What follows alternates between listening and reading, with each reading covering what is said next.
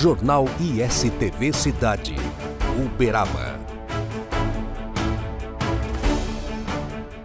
Começamos mais uma edição do ISTV Cidade, trazendo aqui um convidado que vai nos informar sobre um assunto que é palpitante nos dias atuais. Leonardo Silveira, coordenador do Observatório Urbano. Muito obrigado por aceitar o nosso convite, Leonardo. Eu que agradeço, a oportunidade de estar aqui e trazer um pouquinho mais de informação e acrescentar mais um pouquinho para esse debate, né? Exatamente. Olha, um debate palpitante, como eu disse, e nós já falamos sobre ele aqui algumas vezes, com uma ala digamos assim, mais dedicada à legislação, ao direito.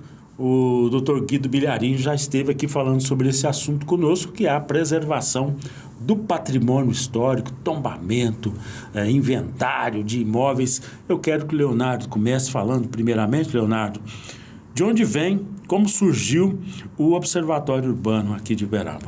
Bom, o Observatório é um projeto de extensão, vinculado às universidades, à UFTM e à Uniub. Então, nós temos hoje professores, alunos, estudantes. Comunidade acadêmica. A comunidade acadêmica e também externa, que se reuniu. A princípio, nós surgimos em função da Quinta da Boa Esperança, num projeto que havia lá uma discussão para se fazer um loteamento naquela área. Sim. E nós fomos levantar a questão histórica do local.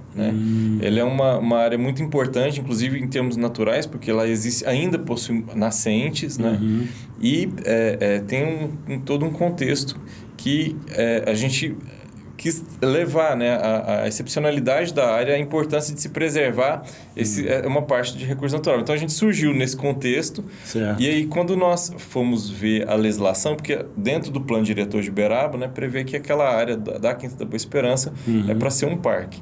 E aí, nós fomos ver que eles estavam fazendo a revisão do plano diretor à época, já tinha encaminhado à Câmara para votação, e eles tinham alterado todos os artigos referentes ao meio ambiente, todos. E isso não havia sido feita uma consulta prévia, a comunidade não tinha sido ouvida. E aí, em função disso, a gente começou a atuar. Fizemos uma revisão técnica do documento que estava na Câmara, oferecemos para os vereadores, explicamos a eles. E na oportunidade, o plano diretor não foi votado, inclusive ficando para essa gestão fazer a revisão como eles estão fazendo agora. Sim. E está fazendo todo esse trabalho de consulta à comunidade. Então, o observatório ele surgiu disso. Aí fomos vendo que, por exemplo, nós não temos aqui na cidade nenhum movimento, por exemplo, que milita em favor, ou que discute as questões ambientais e também de patrimônio cultural. Certo. Então, acabou que nós temos muitos especialistas, a gente tem arquitetos, tem historiadores, geógrafos, que é o seu caso, que é o meu caso, advogados, enfim, tem um rol de profissionais que especialistas, engenheiros, que estão contribuindo aí nessas discussões dessas pautas que são importantes para a cidade. É um grupo multidisciplinar, Exato. Preocupado, então, com a composição, a discussão mais amadurecida, dessas questões todas aí. Isso. E olha, estudando a geografia, aliás, eu quero agradecer ao Leonardo, que me esclareceu muito antes de eu entrar para a geografia, uma entrevista que eu fiz com ele na Cultura 104.9, lá no nosso Bom Dia Cultura, uma entrevista extremamente esclarecedora, da visão que a universidade nos dá, e realmente é isso, a geografia abre a mente da gente para enxergar o mundo, E o que é interessante, a gente percebe o quanto a gente é minúsculo nesse universo, É um grãozinho de areia no universo. E eu falo não só de mim, eu falo do nosso país, do nosso planeta, Que no universo, nessa visão cósmica aí, vamos falar assim, a gente percebe. Mas vamos voltar aqui ao nosso tema central, que é o patrimônio histórico de Uberaba. A gente tem visto, Leonardo, muita discussão em torno da preservação, daquilo que os proprietários ou herdeiros, na maioria das vezes podem fazer ou não podem fazer. Eu queria que você dissesse para nós o seguinte: como é que o Observatório Urbano está vendo essa discussão e o que você pode trazer para essa mesa nossa? Bom, Paulo, o que a gente observa, e é importante a gente falar, é o seguinte: primeiro, há muita desinformação e há muita informação truncada, há muita compreensão distorcida dos fatos, de como as coisas acontecem. Certo. Quando a gente fala em preservação, né, é um tema delicado porque é algo, por história do país em si, é algo novo. Por que eu falo que é algo novo? Olha, o Brasil vai ter uma preocupação com preservação do seu patrimônio no início do século XX. E isso, por exemplo, a gente vai ter um resultado aqui em Uberaba, que vai ser o tombamento da Igreja Santa Rita pelo IPHAN, que é o único patrimônio que a gente tem tombado a nível nacional. Mas naquela época se entendia o quê? Que o que poderia ser tombado era só elementos excepcionais, né, para o país. Com o passar do tempo, foi percebendo a necessidade de se expandir essa compreensão de que cada local, cada localidade tem a sua história, tem os seus referenciais paisagísticos, os seus referenciais arquitetônicos, referenciais históricos, e esses referenciais precisam ser guardados, né? Porque dentro da nossa história, se a gente apaga tudo que nós... o nosso caminhar, a nossa trajetória, né? A gente fica sem referência. Então, essa compreensão ela foi ganhando corpo nas últimas décadas, e na década de 80, o Instituto Estadual de Patrimônio Histórico, o IEFA, ele fez um trabalho em várias cidades mineiras, e ele veio a Uberaba, né, nessa época. Era um momento assim, que a cidade estava mudando bastante, e ele fez um inventário daquilo que era referencial para a época, né? É o primeiro do que a gente tem notícia? Em termos municipais, sim, porque é algo muito novo que estava sendo instituído a nível local. Certo. Então, a gente teve a Santa Rita, que é o tombamento que ocorreu na década de 30. Se não tivesse feito, foi um trabalho do Gabriel Totti, se não tivesse feito, a Santa Rita teria ruído. Né? Então, houve um esforço dele em especial e depois da comunidade em recuperar aquele espaço, e ele virou ela foi restaurada, né? Ela sempre é mantida, né? Hoje virou um museu de arte sacra, e é das referências que a gente tem, a única igreja no estilo que a gente tem aqui na nossa região, né? Que permaneceu. As outras foram todas demolidas. E então, dessa época para cá, é um avanço. Então, o IEFA veio aqui na década de 80, fez esses inventários, né, no momento em que o município não tinha ainda condições e estrutura técnica, inclusive, para fazê-lo. Só que, e com o passar do tempo, em 2005, nós fizemos uma legislação municipal, né, que tratava dessas questões de tombamento, de inventário, né? E aí houve mais um avanço, e outros imóveis, outros bens passaram a ser inventariados e tombados. Inclusive, hoje, uma das referências nossas são os bens imateriais, o patrimônio imaterial, que são as festas, as congadas, os ternos, que também passaram a ser registrados, né? Esse é um registro. O livro de tomba é um registro dessa memória, dessa história nossa. Então, não somente o patrimônio material, mas também o imaterial. Agora, o que é o ponto de... o que tem dado essa discussão, né, acalorada? O que pega, né?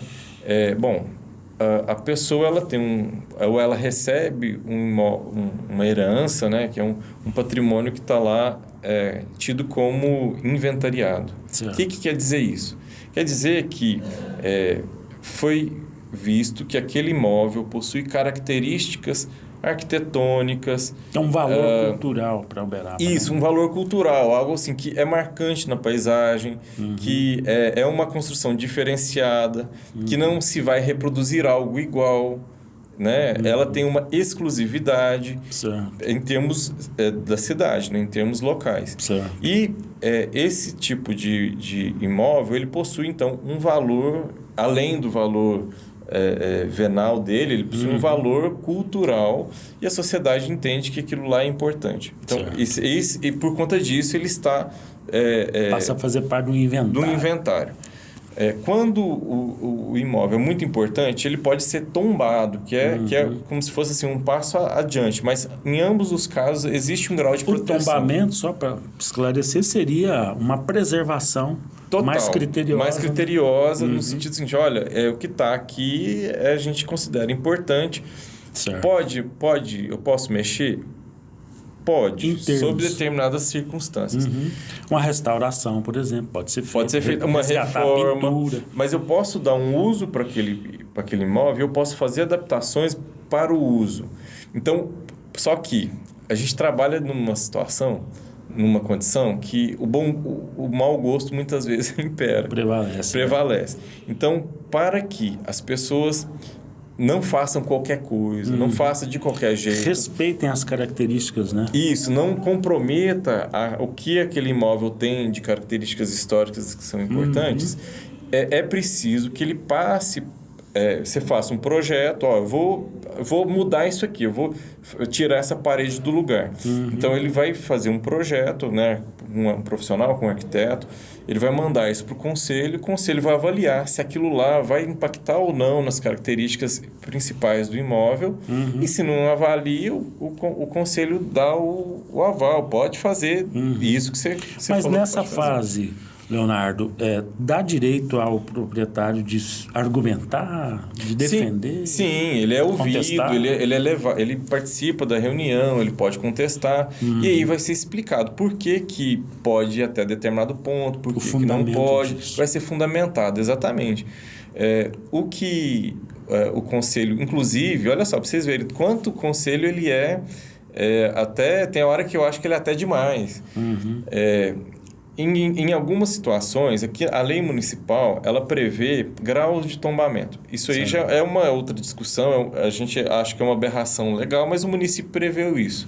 E nesses graus de tombamento, ele prevê que você, por exemplo, conserve apenas a fachada. No sentido seguinte, que eu tenho uma rua com vários imóveis com as mesmas características, para eu não alterar as características da rua, né, daquele conjunto, então você preserva apenas a fachada. A gente tem alguns casos aqui, na Praça Santa Terezinha, tem um edifício ali que eles demoliram a casa e você nem percebe. Ela está do lado do prédio, né, acho que é edifício colonial. A casa foi demolida, ali só na está a Praça Rui fachada. Barbosa também, Vigário Silva e tal, tem também, né? A gente tem na Sigismundo Mendes, né, na frente ali do anexo da Câmara, tem um que é só a fachada. Certo. Ela não tem mais nada no fundo, ela virou estacionamento. E tá preta. Agora, outros locais, o que os proprietários fazem? Olha, eu tenho um projeto, eu quero fazer um hotel. Beleza, você faz o hotel, preserva a fachada e constrói atrás utilizando a fachada. Sim. Beleza. Aí chegou na hora de demolir a casa, deixou a fachada e aí eles mudaram. Nós não vamos fazer hotel mais não, a gente faz virar estacionamento. Então esse tipo de manobra não é legal, porque para a cidade, né, é interessante que aquele imóvel tenha um uso. E a gente tem diversos casos também que eram feitos antes da atuação mais incisiva do conselho, né? Nesses casos, demolia-se do dia para lá. Demole, faz a demolição.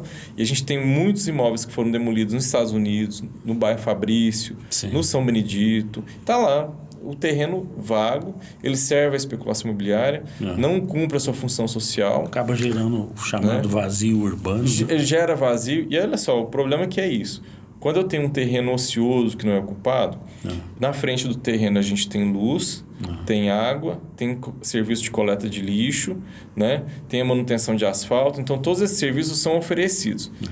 Se não tem morador, não tem gente morando lá, quem paga esses serviços? Né?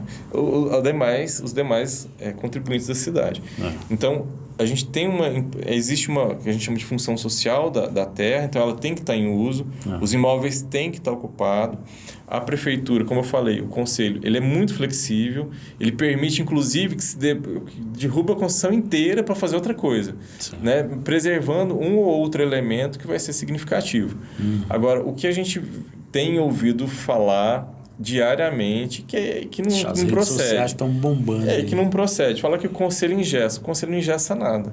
Ele orienta, não altera aqui, não faz não destrua aqui, preserve aqui. Só para complementar, você acha que a representatividade no conselho está contemplada no Conselho Municipal do Patrimônio Histórico? Porque tem reclamado também de falta de representante, acho que dos proprietários de imóveis, alguma coisa nessa linha. Então, a gente tem que entender o seguinte, olha, quem que são as pessoas que vão atuar representando junto aos conselhos. Então, você tem um Conselho Municipal de Saúde. Tem uma pré-definição. Quem que são as pessoas? Vão ser pessoas que têm alguma ligação com a saúde da comunidade e tudo mais. Dentro do Conselho de Planejamento Urbano, são as pessoas também que vão ter uma atuação dentro do planejamento urbano. E dentro da cultura, do patrimônio histórico, eu preciso ter pessoas que entendam do patrimônio histórico. Então, não é falar assim, olha, eu vou colocar lá o representante de uma entidade X ou Y. Não, se ele não entende patrimônio, ela não tem que estar representando neste conselho. Ele vai estar representado em outros conselhos. Certo. Por quê? Muitas das proposições, daquilo que o conselho emite, é técnico mesmo. E, ademais, ele segue uma diretriz que vem do Estado. A gente tem uma legislação que determina, inclusive, a composição, mas, enfim, o conselho ele vai exaurar ali várias determinações que são muito técnicas mesmo. Olha, isso aqui você pode preservar, isso aqui você pode tirar, isso aqui você pode refazer. Em caso de dúvida também o proprietário pode acionar a justiça, né? Sim, ele pode... Mas, igual eu falei, o conselho é muito flexível e tudo é muito negociável. Olha, vamos fazer assim, você quer... A gente tem um caso interessante na Vigário Silva. De frente ao Magazine Luiza tem um conjunto ali que está sendo, inclusive, reformado. Então, o proprietário ele queria derrubar todo o conjunto para fazer um novo, tudo. E aí foi explicar, olha, a rua aqui ela é interessante preservando essa fachada. Então, o conselho, olha só, deu autorização para que se derrubasse todo o fundo, todos os imóveis, mas preservasse a fachada. E aí eles fizeram um projeto muito interessante, aproveitando dessa fachada e fazendo das lojas, né? Então, a gente vai receber daqui em breve aqui um conjunto de lojas novas, com a fachada reformada, né? Vão ser... e aproveitando dessa... da arquitetura que é única. Certo. Uma do que a gente mais defende hoje em dia, em termos de cidade, é o quê? A gente consome o espaço. Né? Geografia, daqui uns dias você vai ver isso.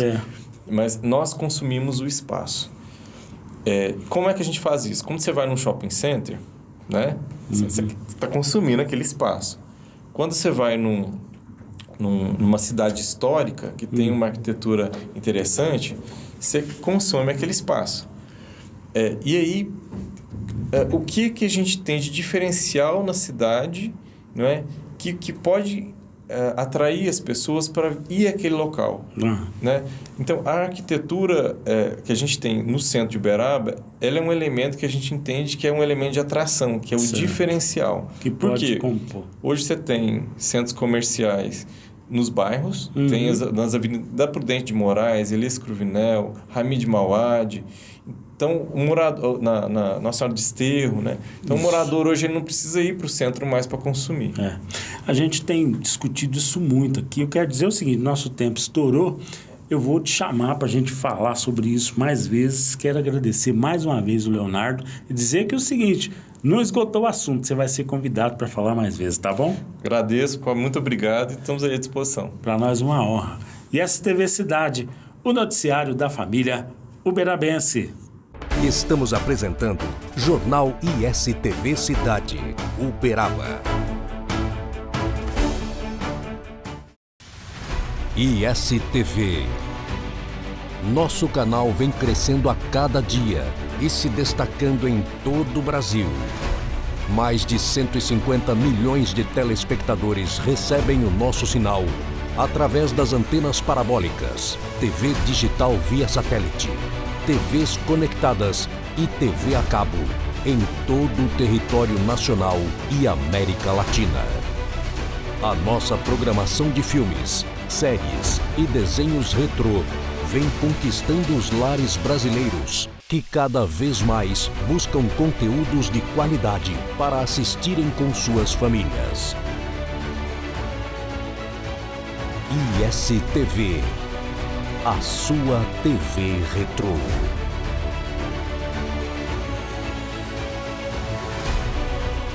ISTV Shop, o seu shopping na TV. Moda, saúde, beleza, decoração. Promoções com produtos e serviços de qualidade. ISTV Shop, o seu shopping na TV. Voltamos a apresentar Jornal ISTV Cidade, Uberaba. Assunto agora no ISTV Cidade é o orçamento municipal para 2024. A população uberabense está sendo convidada a dar a sua opinião sobre a distribuição dos recursos públicos. Confira como fazer isso na reportagem. O edital de convocação, ele foi publicado ontem, né? E tem a prerrogativa de disponibilizar à população a audiência pública online para a elaboração da Lei Orçamentária Anual para o exercício de 2024, né? Então, o formulário ele é de fácil preenchimento, a pessoa entra, preenche com os dados, nome completo, endereço, para o governo conseguir recepcionar as demandas e a localização dessa demanda. Então, ele é autoexplicativo, consta as ações fornecidas através do Plano Plurianual e essas contribuições, elas farão parte da proposta de lei orçamentária que vai ser encaminhada ao Legislativo em outubro. Isso, há um prazo para que se conclua esse procedimento, né, por parte da população. Como é que fica esse prazo? O formulário foi disponível ontem, né, nessa segunda-feira, e ele estará aberto para preenchimento até o dia 2 de outubro. E nesse prazo, qualquer pessoa pode participar, tem que ser maior de idade. Como é que funciona aí a identificação do cidadão que vai poder enviar esse formulário? A participação popular, né? São todas as pessoas que estão residentes em Uberaba, né? Que sejam de maior idade, claro, para poder nos ajudar a planejar Uberaba para 2024. Essa participação, evidentemente, é importante, né? Eu queria que você falasse para quem está te assistindo ali em casa, né? A importância de se atuar, né? De se participar ativamente da elaboração do orçamento. Por que é importante a população participar? Então, o formulário está disponível justamente para a gente pontuar as prioridades da população. Essas informações elas serão consolidadas por nós, técnicos da Prefeitura, e serão inseridas na Lei Orçamentária Anual, que vai ser encaminhada ao Legislativo. Nessa lei, o município fixa as despesas e estima as receitas. Então, é agora que a gente vai planejar Uberaba para a execução de 2024. Então, aquilo que for prioridade para a população, a hora é agora para poder nos informar aonde iremos disponibilizar e estar atuando em 2024. Lembrando que é uma proposta da lei orçamentária, onde ela será encaminhada ao Legislativo. Em conjunto, fecharemos, assim, o nosso ciclo orçamentário para 2024. Tem algum limite, por exemplo, a pessoa que vai preencher esse formulário, ela pode fazer isso mais de uma vez? O formulário está disponível para cada cidadão, né? Então a participação é única. Lá ele vai poder pontuar sobre a saúde, sobre a educação, sobre o desenvolvimento da prefeitura, sobre as ações do desenvolvimento social, enfim, são as ações que nós estabelecemos quando da elaboração do PPA e agora precisamos priorizar para a execução em 2024. O que você está explicando, se a pessoa se reunir no bairro onde ela mora, uma associação de moradores, com uma comissão de pessoas que estão ali vivenciando o dia a dia, né, os problemas principais do bairro, e elaborar um envio assim mais organizado, fica mais bacana, não fica não? Olha, o formulário, ele tem uma disponibilidade, tem um espaço para comentários, para descrições, para dar um maior detalhamento daquela demanda, né? Então, a população, ela pode selecionar em cada área, ela tem a opção de selecionar 2 alternativas que ela considera de maior prioridade e também tem um espaço para ela poder colocar de forma detalhada o que efetivamente ela se sente como necessário para a execução em 2024. Ou seja, quanto mais bem fundamentado, melhor para vocês. Isso, e a participação da população é de suma importância, né? A população participando nos auxilia ainda mais a desenvolver um planejamento mais focado nas principais demandas. Olha, a participação popular no orçamento é fundamental, porque afinal de contas nós somos os contribuintes, pagamos para que nós tenhamos esses serviços que são prestados pelo poder público. Mudamos de assunto no ISTV Cidade para falar sobre a lotação na rede municipal de ensino. A Secretaria de Educação abriu o prazo até o dia 20 de setembro, próxima quarta-feira, para mudança de lotação referente ao exercício 2024. Conforme a medida que foi publicada no Porta-Voz, os servidores efetivos com interesse em solicitar a transferência devem se dirigir à secretaria de sua respectiva unidade de ensino, na organização da sociedade civil, onde estiver, se for o caso, ou na diretoria da Secretaria Municipal de Educação, em que estiver lotado e em exercício a preencher um formulário para essa demanda. Ele está disponível na edição 2279 do Diário Oficial do Município. Entre os critérios, é preciso ficar atento para a avaliação dos pedidos, está a existência de vaga na unidade pretendida pelo servidor. É preciso que seja servidor efetivo e estável, ou seja, o estágio probatório tem que estar concluído, tem que ser servidor efetivo e não estável, o estágio probatório em andamento, ser servidor não efetivo e não estável, contratado ou designado. São essas as nomenclaturas que devem ser observadas. Em caso de empate nesse pedido de transferência, os critérios observados são o profissional com maior tempo de serviço na Secretaria de Educação, com maior tempo de efetivo exercício na função ou cargo, com maior nota na última avaliação de desempenho e o profissional com maior idade. Passado o prazo para requerer a mudança de lotação, os gestores vão ter os dias 21 e 22 de setembro para encaminhar esses formulários impressos e devidamente preenchidos para a análise das solicitações no Departamento de Gestão de Pessoal. A Secretaria de Educação vai analisar as demandas, para depois enviá-las ao e-mail institucional do servidor nas unidades de ensino a partir do dia 20 de outubro. Então, tem um prazo aí para avaliação. Após o deferimento do pedido de mudança, a lotação do servidor vai ser observada para que ele assuma suas funções no primeiro semestre letivo de 2024, na unidade que foi solicitada esta vaga. E com isso nós chegamos ao fim de mais uma edição do ISTV Cidade, o noticiário da família uberabense. Jornal ISTV Cidade, Uberaba.